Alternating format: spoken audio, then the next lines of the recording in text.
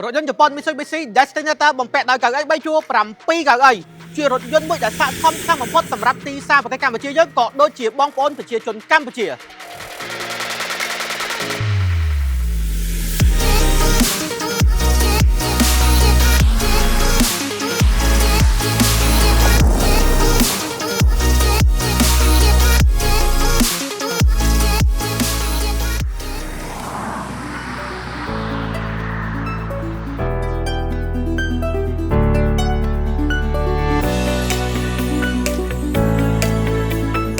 សួរបងប្អូនទាំងគ្នាស្វាគមន៍មកកាន់វីដេអូបទបង្ហាញលម្អិតអំពីរថយន្ត The All New Mitsubishi Destinator ដោយខ្ញុំបាទ Admin ក្រុងសុងសូដាលៀបអូខេអញ្ចឹងសម្រាប់ចំណាអារម្មណ៍ខ្ញុំណាតើតើលើការរចនា Destinator នេះគឺគ្រាន់តែយើងមើលភ្លាមគឺយើងអាចដឹងថាជារថយន្តរបស់ក្រុមហ៊ុនជប៉ុន Mitsubishi តែម្ដងគឺអត់មានការរចនាណាស្តៀងហ្នឹងបងប្អូនគឺធ្វើមកគឺ unique មែនតើគឺពិសេសសម្រាប់រថយន្តរបស់គាត់តែម្ដងហើយការរចនាខ្ញុំជឿជាក់ថាជិះ5ទៅ10ឆ្នាំទៀតក៏ខ្ញុំជឿថាបងប្អូនអត់ទាន់មើលទៅមានអារម្មណ៍ថាហួសសម័យដែរដោយសារតឡានជប៉ុនគេធ្វើមកមួយគឺគិតច្បាស់មែនតើតើតើការរចនា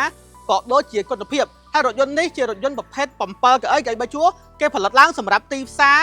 នៅអាស៊ីយើងផ្ទាល់តែម្ដងដោយសារតែនៅអាស៊ីយើងត្រូវការរថយន្តធំទលាជិះបានគ្នាច្រើនបាទសូម្បីតែម៉ាស៊ីនបញ្ជាដាក់សិត3ជួរហើយបងប្អូនកុំច្រឡំថាអូឡានជប៉ុននេះអត់ទំនើបអបសិនទំនើបគឺអត់មានបាត់អីទេបងប្អូនច្រើនមែនតើសូម្បីតែគូតខាងក្រោយដាក់សិតតែកវិសជើងបើគូតទេបងប្អូនបាទ kick sensor ទៀតលយខ្លាំងមែនតើបាទហើយខាងមុខមាន sensor ខាងមុខ sensor ខាងក្រោយបាទហើយជាគៀងគេបងប្អូននេះបាទរចនាបែបអក្សរ T ស្អាតមែនតើនេះជីពេលយប់អីខ្ញុំជឿជាក់ហ្មងឃើញវិញមកអំណាចឲ្យស្អាតមែនតើតែម្ដងបងប្អូនបាទហើយការរចនាគេបែប dynamic seal បងប្អូនហើយតែតង់បណ្ណាខាងមុខបើទៅបែបលក្ខណៈរៀងកញ្ចក់បើទៅចេញមកថ្លៃធ្នូមែនតើស័ក្តិសមសម្រាប់គ្រួសារបងប្អូនថាចង់បានរថយន្តពិនិត្យជិះលក្ខណៈគ្រួសារគឺត្រូវម៉ាច់បង7កៅអី3ជួរពិសេសត្រង់ថា7កៅអីបងប្អូនលយខ្លាំងមែនតើហើយបើយើងនិយាយពីកម្ពស់បាទខ្ពស់ពីដីល្អមែនតើ214មីលីម៉ែត្របងប្អូនកម្ពស់នេះជឿជាក់បងបើកបានគ្រប់ស្ថានភាពផ្លូវអត់ភ័យថាអូជិះទៅប៉ះបាតប៉ះកាំងអត់បាច់បារម្ភទេហើយខែភ្លៀងចេះជិះកាត់ទឹកកាត់អីគឺមកពេញចិត្តតែម្ដងបងប្អូនបាទហើយអាចទស្សនាបាននេះបាទគេកាមេរ៉ាខាងមុខបាទកាមេរ៉ាមកជុំរថយន្តហើយជាកាមេរ៉ាមួយដែលច្បាស់កាមេរ៉ាគឺច្បាស់មែនតើងាយស្រួលនឹងការមើលមិនថាពេលថ្ងៃក៏ដូចជាពេលយប់បងប្អូនហើយអាចទស្សនាបាននេះតាក់ទងនឹងរ៉ាដាគេតាក់ទងនឹង pre collision ប្រាំងអូតូគេបងប្អូននេះដាក់នៅមុខនេះហ្មងលយខ្លាំងមែនតើទំនើបមែនតើបងអូខេបងប្អូនអញ្ចឹងតាក់ទងការរចនាមានប៉ុណ្ណឹងឥឡូវមកទស្សនាកម្លាំងម៉ាស៊ីនម្ដងម៉ាស៊ីនបំពាក់ដោយម៉ាស៊ីន 1.5 turbo កម្លាំង161 horsepower កម្រិត CP ឥន្ធនៈ6ទៅ7លីត្រក្នុង100គីឡូទៅតាមការជន់ម៉ាស៊ីនបងប្អូនចង់សំចៃជិះលើផ្លូវលាតណាបាទអាចជន់ 80T ទៅគ្រាន់ថាបើយើងជិះនៅក្នុងក្រុងជាទូទៅនៅក្នុងក្រុងកម្រិត C ប្រេង C សងទៅលើការស្ទះបងប្អូនបាទវាអាចលើសស្ពេចក្រុមហ៊ុនបានដាក់តែក្នុងក្រុងបងប្អូនគិតមើល100គីឡូជួនកាលយើងមិនជិះមួយផ្លែតណាយើងជិះយូរណាបងប្អូនខ្ញុំចង់បន្ថែមតិចតាក់ទងកម្រិត C ប្រេងឥន្ធនៈអញ្ចឹងជាទូទៅស្ពេច6ទៅ7លីត្រតបងប្អូនជិះលើផ្លូវលឿនលឿនហើយយើងអាច set adaptive cruise control 80T អញ្ចឹងគឺកម្រិត C ប្រេងមួយដែលតិចបំផុតហើយល្អបំផុតតែម្ដងជាទូទៅនៅក្នុងក្រុងកម្រិត C ប្រេងឥន្ធនៈវាស៊ីសងទៅលើផ្លូវដែលបងប្អូនស្ទះឧទាហរណ៍បងប្អូន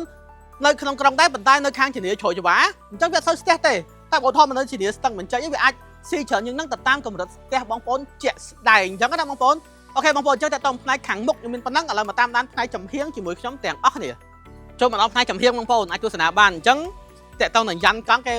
ធ្វើមកពីពណ៌បាទមានខ្មៅហងបាទមានពណ៌សលាយគ្នាអញ្ចឹងណាឲ្យវាមើលមកវារំលេចស្អាតទំហំយ៉ាន់ប៉ុណ្ណេះស័ក្តិសមមួយតួខ្លួនមែនតើជីមិនបាច់ភ័យថាអុកបាទដល់យ៉ាងអីបាច់បារម្ភបងប្អូនគេធ្វើមកគឺស្តង់ដារមែនតើតែម្ដងបងប្អូនហើយការរចនាខ្ញុំតើសើចេះអាចទស្សនាបានអានេះគេដាក់មកជាប់អញ្ចឹងឧទាហរណ៍បងប្អូនជិះកាលថ្មខ្ពស់អីក៏អត់បាច់បារម្ភដែរបងប្អូនអត់ប៉ះដល់សាច់ឆ្នាំយើងទេចាំមិនថាជប៉ុនគាត់ធ្វើឡានមួយគឺគាត់គិតដិតដល់ខ្លាំងមែនតើតែម្ដងបងប្អូនបាទអត់ចេះតែធ្វើណាបាទ detail មែនតើបងចូលមកដល់ផ្នែកខាងលើបំពាក់ដោយកាមេរ៉ា signal LED បាទហើយក៏បំពាក់ដោយមុខងារត្រជាក់ក្តោបបាទហើយគេបំពាក់ពីរពណ៌ដូចគ្នានេះខាងក្រោយនេះពណ៌ខ្មៅបាទនេះពណ៌សអញ្ចឹងណាបងប្អូនហើយខាងលើនេះក៏គេបានបំពាក់ឧបករណ៍មួយចំនួនបងប្អូនអាចដូចថាដឹកកង្វាន់នេះខាងលើអត់បាច់បារម្ភទេយើងអាចចងនៅលើនឹងបានអញ្ចឹងណាបងប្អូនបាទហើយគេបំពាក់ដោយ smart key ទាំងសងខាងនេះយ៉ាសាច់ដៃគេល្អបងប្អូននិយាយទៅឡានជប៉ុនគេថាអត់បាច់បារម្ភទេរឿងប្រព័ន្ធសុវត្ថិភាពសាច់ដៃហ្នឹងបងប្អូនបើយើងនិយាយពីទំហំ Mitsubishi Destinator បងប្អូនតាក់ទងបណ្ដោយ 4680 មីលីម៉ែត្រតាក់ទងនឹងទទឹង 1840 មីលីម៉ែត្រហើយបើយើងនិយាយពីកម្ពស់រថយន្តណា 1780 មីលីម៉ែត្រដោយសារតែកម្ពស់ខ្ពស់ល្អហ្នឹងឯងទៅបងប្អូនជិះនៅខាងក្នុងគឺស្រឡះក្បាលមែនតើតែម្ដងបងប្អូនងាយស្រួលនឹងខាងអង្គុយមែនតើទាំងកៅអីជួរទី1ទី2ក៏ដូចជាកៅអីជួរទី3 អូខេចឹងតាក់ទងនឹងផ្នែកចំហៀងខ្ញុំមានប៉ុណ្ណឹងឥឡូវមកតាមដានផ្នែកការរចនាខាងក្រោយជាមួយខ្ញុំទាំងអស់គ្នាអូខេបងប្អូនចូលមកដល់ផ្នែកខាងក្រោយអាចទស្សនាបាននៃការរចនាឃើញទេបាទ unique ស្អាតមែនទែនរបស់ជប៉ុនមួយនេះបាទជាមួយ logo ទំនុកចិត្ត Mitsubishi បាទអញ្ចឹងផ្នែកខាងក្រោយគេបំពាក់ដោយពាក្យ Destinator ហើយបំពាក់ដោយ sensor ខាងក្រោយកាមេរ៉ាខាងក្រោយដោយសាររថយន្តបំពាក់ដោយកាមេរ៉ាមួយជុំបងប្អូនអញ្ចឹងសម្រាប់ការបើកគូខាងក្រោយយើងអាចបញ្ជាតាមតេឡេផងបាទចុចប៊ូតុងនេះផងហើយក៏យើងអាចប្រើជើងយើងក្នុងការបើកបងប្អូនឧទាហរណ៍បងប្អូនមានអវ៉ាន់លើកធ្ងន់ទៅចេញពីផ្សារ shopping អញ្ចឹងណា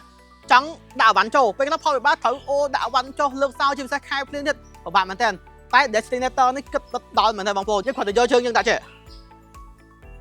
ូខេបងប្អូននេះគូឡានត្រូវបានបើកឲ្យបងប្អូនប៉ុន្តែយើងត្រូវមានសោក្នុងខ្លួនណាបងប្អូននេះសោយេ cool មែនតើអញ្ចឹងសម្រាប់ផ្នែកខាងក្រោយនេះធ្វើមកគឺពិតជាស័ក្តិសមសម្រាប់គ្រួសារប្រទេសកម្ពុជាយើងខ្លាំងហេតុអីឧទាហរណ៍បងប្អូនជាយុវវ័យឬក៏បងប្អូនជាលក្ខណៈគ្រួសារច្រើនតើដើរលេខជាទូទៅច្បាស់ជាមានត្រូវការដាក់ស្បែកជើងយកទៅតាមឯងត្រូវទេគិតដិតដល់មែនតើខាងក្រោមនេះបងប្អូនយើងអាចដាក់ស្បែកជើងបើជើងក្លុបបើជើងបាតាឬក៏អាវ៉ាន់នេះមានចំនួនគេមាន3ថតឲ្យយើងណាធ្វើមកឆ្លាតមែនតើហើយតិចថាកន្លែងដាក់អាវ៉ាន់ធំយើងអត់កង់សកួរមានកង់សកួរនៅខាងក្រោមនេះជូនបងប្អូនហើយស្រេចហើយចឹងអត់បាច់បារម្ភបងប្អូនអញ្ចឹងរថយន្តនេះខ្ញុំបានបើកកៅអីជួរទី3បងប្អូនទស្សនាអញ្ចឹងទោះបីយើងមានកៅអីជួរទី3បើកក៏រថយន្តនេះក៏អាចដាក់អាវ៉ាន់បានច្រើនសមរម្យដែរបងប្អូនហើយបើសិនបងប្អូនគិតថាអូជិះទៅ6នាក់យើងអាចកាច់កៅអីនេះចោះមួយមកនេះជិះចេះមកនេះបងប្អូនអញ្ចឹង space ដាក់អាវ៉ាន់ធំមែនតើហើយបើយើងកាច់កៅអីចោះទាំងអស់ទៀត storage ដាក់អាវ៉ាន់គឺធំមែនតើតែម្ដងបងប្អូនអូខេអញ្ចឹងតើតោះនឹងផ្នែកខាងក្រោយខ្ញុំមានប៉ុណ្ណឹងបន្ទាប់មកយើងចូលមកទស្សនាផ្នែកខាងក្នុងជាមួយខ្ញុំទាំងអស់គ្ន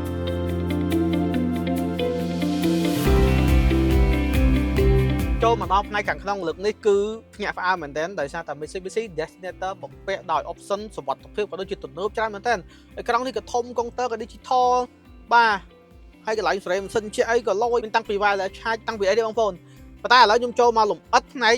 បាទកុងទ័រតកុងក៏ដូចជាផ្នែកចង្កូតមុនអញ្ចឹងណាបើយើងនិយាយពីចង្កូតរថយន្តនេះបំពាក់ដោយចង្កូតអេឡិចត្រូនិកបងប្អូនអញ្ចឹងងាយស្រួលនឹងការបើកបរក្នុងក្រុងអញ្ចឹងបងប្អូនហើយផ្នែកខាងស្ដាំនេះគឺបំពាក់ដោយមុខងារយើងងាយស្រួលនឹងការជីកមើលកាមេរ៉ា360យើងមែនតើគ្រាន់តែជីកប៊ូតុងកាមេរ៉ាមួយកាមេរ៉ា360យើងនឹងបញ្ចេញនៅលើអេក្រង់នេះគឺច្បាស់មែនតើដឹកច្បាស់ព័ត៌មានចេញមកគឺ clear តែម្ដងបាទអាចមើលកង់ឆ្វេងកង់ស្ដាំបានទាំងអស់បាទមានមុខងារ voice control កន្លែងយើងលើកទូរស័ព្ទតម្លាក់ទូរស័ព្ទក៏ដូចជាមានមុខងារកំណត់ល្បឿនដេញតាមរថយន្តខាងមុខដោយស្វ័យប្រវត្តិដែលគេហៅថា Adaptive Cruise Control ចឹងរថយន្តនេះបំពាក់ដោយប្រព័ន្ធសុវត្ថិភាពអូតូប្រេកផងដែរនៅពេលដែលមានឧបសគ្គគឺវានឹងជន់ប្រាំងដោយស្វ័យប្រវត្តិហើយបទពិសោធន៍មិត្តភក្តិខ្ញុំបានប្រើរថយន្តនេះខ្ទង់មួយខែគាត់ប្រាប់ថាអូតូប្រេកលើរថយន្តនេះគឺដំណើរការបានល្អមែនទែនអត់ចេះតែជន់ធ្វើឲ្យបងប្អូនពិបាកឯងគឺ smooth ល្អតែម្ដងបងប្អូនហើយខ្ញុំក៏បានតេស្តរថយន្តនេះនៅពេលដែលខ្ញុំជិះមកដែរបាទយើងជិះកណ្ដប់ដេញល្បឿនឡើងខាងមុខវាថយល្បឿននោះគឺថយបែប smooth ហ្មងប៉ុន្តែចាំយើងនិយាយលម្អិតនៅពេលដែលយើងបើកបោសាក់លបងអូខេចូលមកដល់ផ្នែកខាងឆ្វេងមានមុខងារតម្លើងតម្លាក់សលេងបាទសេរីចម្រៀងឯនានាទៅមុខទៅក្រោយក៏មានមុខងារយើងអាចសេរីកុងទ័រយើងអញ្ចឹងណាបាទអញ្ចឹងសម្រាប់កុងទ័រយើងផ្ទាល់គឺយើងអាចផ្លាស់ប្ដូរបានពីររបៀបផងដែរបងប្អូននេះ display type ឲ្យបងប្អូនបាទឧទាហរណ៍បងប្អូនចង់បាន mode តែ digital ក៏បានចង់បាន mode បែបគ្រៀង classic តិចក៏បានដែរយើងអាចសេរីបានទៅតាមចំណង់ចំណូលចិត្តបងប្អូនអញ្ចឹងទៅបាទយើងអាចបញ្ជាមុខងារច្រើននៅលើនេះបងប្អូនយើងអាចមើលកម្រិតស៊ីប្រេងអីនេះបាទឡានយើងសល់ប្រហែលគីឡូសាំងយើងអញ្ចឹងទៅបាទសម្ពាធកង់ទាំង4ជាដើមនេះបង្ហាញច្បាស់នៅលើហ្នឹងតែម្ដងបងប្អូនល្អខ្លាំងមែនតើហើយសម្រាប់ផ្នែកខាងឆ្វេងនេះយើងអាចសេរីកម្ពស់ពលឺយើងឡើងចុះតាមរយៈមានគេមាន4លេខដែរបងប្អូនឧទាហរណ៍បងប្អូនដឹកធ្ងន់រៀងបាសឡើងអញ្ចឹងគឺសេរីពលឺយើងរៀងចុះក្រោមបន្តិចអញ្ចឹងណាហើយមានកន្លែងបើកគូតអូតូបាទនៅkiaនេះដែរហើយកន្លែងនេះគឺកន្លែងយើងសេរីបិទបើកត្រចៀកកដោបអូតូបងប្អូនហ្នឹងហើយអូខេចូលមកដល់ផ្នែកចំហៀងនេះខ្ញុំចង់លម្អិតលើប្រព័ន្ធកំសាន្តតែម្ដងដោយសារតែខ្ញុំជាអ្នកដែលស្រឡាញ់ចម្រៀងមែនតើពេលខ្ញុំបើកបរគឺសំខាន់ខ្លាំងបាទវាជួយឲ្យយើងមានអារម្មណ៍បើកបរល្អអញ្ចឹងណាអញ្ចឹងរថយន្តនេះ speaker ក៏ speaker ជប៉ុនដែរឡានជប៉ុន speaker ជប៉ុនបាទប្រព័ន្ធសំឡេង dynamic sound Yamaha premium បងប្អូនកម្រិតសំឡេងលើនេះខ្ញុំជឿជាក់ថាបងប្អូនច្បាស់ជាពេញចិត្តព្រោះខ្លាំងមែនតើបងប្អូនគឺថាអក្សរ Yamaha ប៉ុណ្ណាណៃបងប្អូនឡានជប៉ុនមាន Mitsubishi ជប៉ុនបាទ speaker ជប៉ុនទៀតស័ក្តិសមគ្នាខ្លាំងមែនតើហើយបើយើងនិយាយពីកម្រិតសមត្ថភាពរថយន្តនេះក៏បានធ្វើការតេស្តបុកប៉ះ Agent Cap កាយ5មានន័យថាគឺនៅពេលបងប្អូនឧបសគ្គគឺរថយន្តនេះនឹងជួយដល់សុវត្ថិភាពយើងអ្នកខាងក្នុងបាទគេបានតេស្តហើយហីបាទអញ្ចឹងកម្រិតសុវត្ថិភាពគឺមានលើរថយន្ត Mitsubishi នេះតតែម្ដងចាំបងប្អូនប្រើដោយទំនុកចិត្តនៅពេលដែលយើងបើកបរលើដងផ្លូវអញ្ចឹងណាហើយរថយន្តនេះផ្ទាល់ក៏បំពាក់ដោយមុខងារបិទបើកភ្លើងអូតូក៏ដូចជាផ្លិតទឹកអូតូឥឡូវដល់ខែភ្លៀងដែរអញ្ចឹងនៅពេលបងប្អូនជិះកាត់ផ្លូវភ្លៀងគឺវានឹងបក់ដោយស្វ័យប្រវត្តិតែម្ដងហើយពេលចូលដល់ឡាងងឹត គឺភ្លើងនឹងបំភ្លឺដោយស្វ័យប្រវត្តិដូចគ្នាអូខេអញ្ចឹងឥឡូវយើងចូលមកដល់ផ្នែកកណ្ដាលនេះម្ដងបាទមានអ្វីដែលខ្ញុំចង់បង្ហាញបងប្អូនច្រើនចូលមកដល់អេក្រង់កំសាន្តម្ដងបងប្អូនធំល្អមែនទែនហើយ color គេដិតច្បាស់ទំហំ 12.3 inch touch screen បងប្អូនណាអានេះមុខងារ Apple CarPlay ចឹងអាចមើលផែនទីបានលើនេះបងប្អូនបាទការ touch ឲ្យ smooth ល្អមែនទែនអញ្ចឹងបងប្អូនធ្វើដំណើរទៅណាមកណាគឺងាយស្រួលមែនទែនតែម្ដងបងប្អូនហើយក៏មានមុខងារច្រើនបងប្អូនជិះប៊ូតុង home មកនេះបងប្អូនបាទមុខងារសុវត្ថិភាពគឺមានច្រើនមែនទែនហើយក៏មានមុខងារបង្ហាញព័ត៌មានលម្អិតដូចឡាន off road ទេបងប្អូនយើងអាចមើលសម្ពាធកង់មើលចង្កូតយើងបួងឆ្វេងបួងស្ដាំប្រាំងយើងជន់ប្រហែល%ទឹកស្អំយើងបាទគេថា82អង្សាអីចឹងណា coolant យើងអីចឹងទៅបាទអូតំណងមែនតើហើយដល់ពេលយើងជន់ហ្គាខ្លាំងនេះវាដែរប្រហែល%, boost កម្លាំងប្រហែលបាទ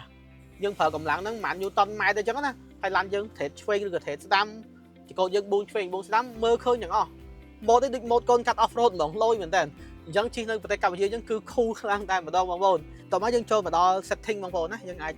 ចប្រើប្រាស់មុខងារជាច្រើនមាន Bluetooth Wi-Fi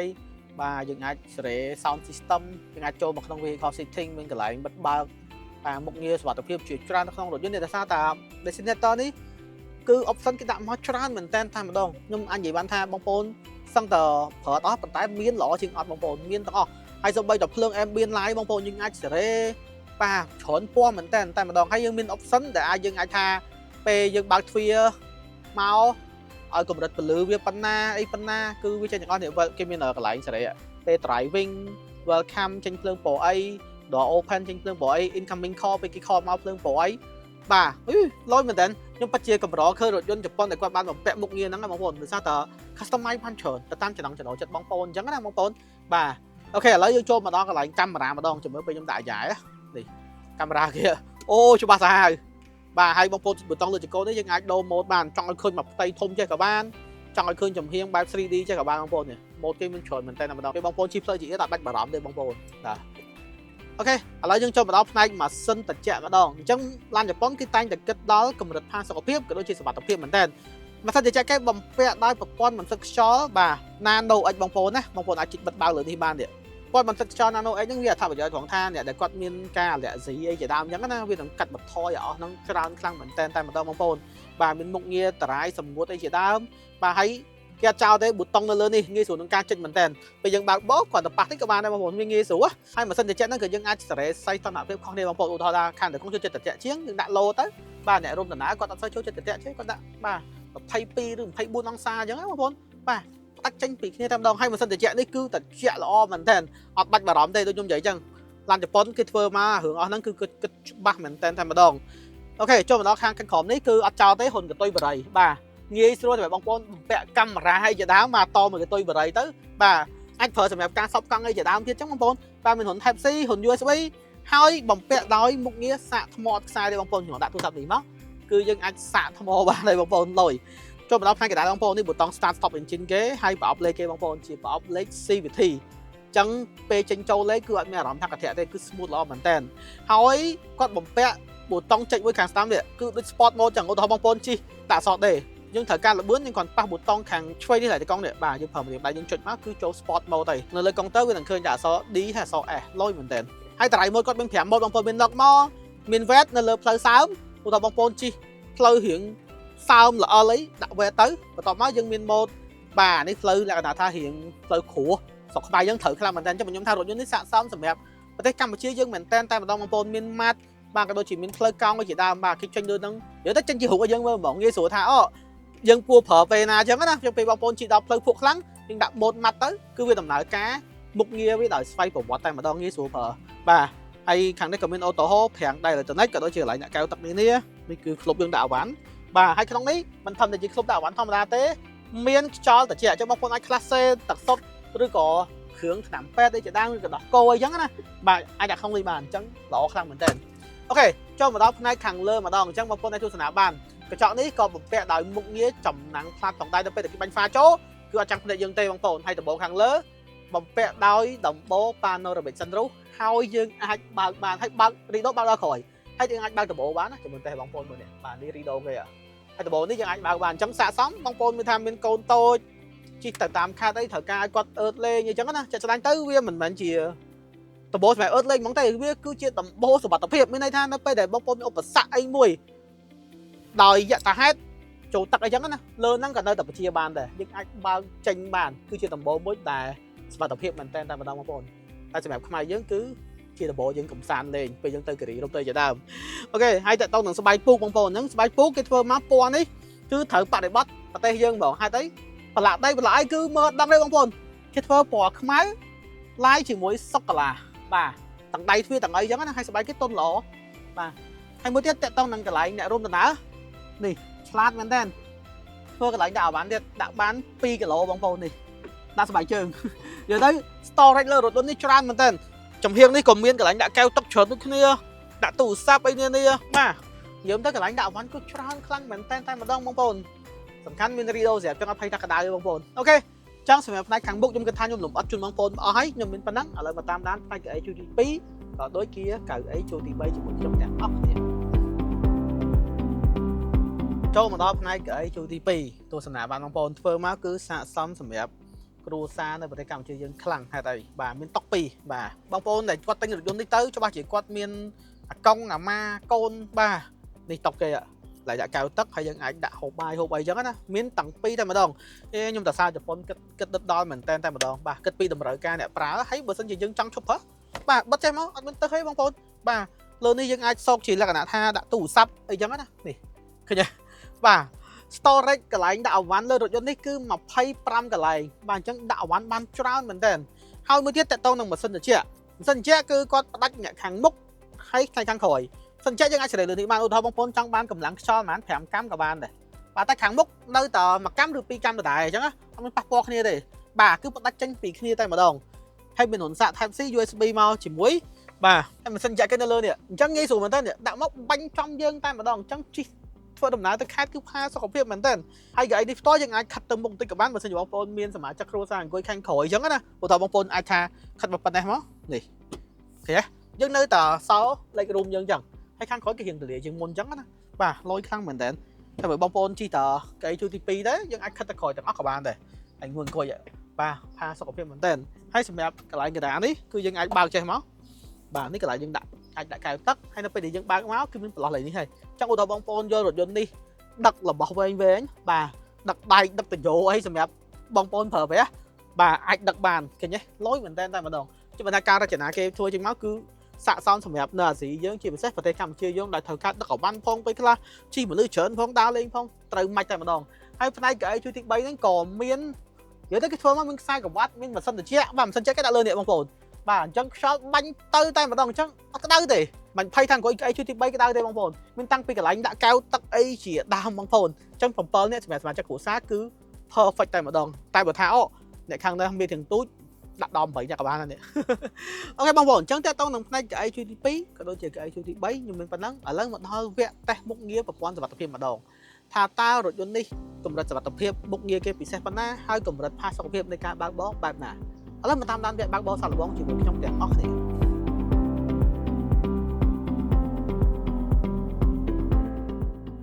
អូខេបងប្អូនឥឡូវចូលមកដល់វគ្គបើកបរសាកល្បងហើយអញ្ចឹងសម្រាប់រថយន្ត The all new Mitsubishi Destinator នេះបើយើងនិយាយពីប្រព័ន្ធជើងក្រោមណាខាងមុខប្រើ McPherson បាទជាមួយប្រព័ន្ធទប់លំនឹងក៏ដូចជាខាងក្រោយប្រើ Torsen Beam បងប្អូនណាបាទអញ្ចឹងតើតើអារម្មណ៍នៃការបើកបរខ្ញុំគិតថាប្រព័ន្ធជើងក្រោមប៉ុណ្ណេះក៏ដូចជាកម្រិតផាសុខភាពប៉ុណ្ណេះខ្ញុំគិតថាវាស័ក្តិសមក៏ដូចជាសមរម្យសម្រាប់ការប្រើប្រាស់លក្ខណៈគ្រួសារហើយដល់ពេលយើងមានចង្កូតអេឡិចត្រូនិកនេះទុនស្រួលក្នុងការបើកបរមែនតើយើងប្រើតែម្រាមដៃមួយក៏យើងអាចបួងបានដែរហើយនៅពេលដែលយើងជិះទៅផ្លូវលបឿនលឿនយើងជន់រៀងលឿនគឺវានឹងបន្តឹងចង្កូតយើងដោយស្វ័យប្រវត្តិតែម្ដងបាទហើយប្រព័ន្ធសុវត្ថិភាពតាក់ទងនឹងពងការពារមាន6គ្រាប់មកជុំរថយន្តបាទមានបន្លាញ់ sport នៅពេលដែលគេវ៉ាចេញវានឹង alert ជាសញ្ញាប្រាប់យើងនៅកញ្ចក់ទាំងសងខាងហើយក៏មានមុខងារ adaptive cruise control បាទដេញលបឿនឡានខាងមុខនៅពេលឧទាហរណ៍បងប្អូន set កុងទ័រ80បាទខាងមុខគេបើក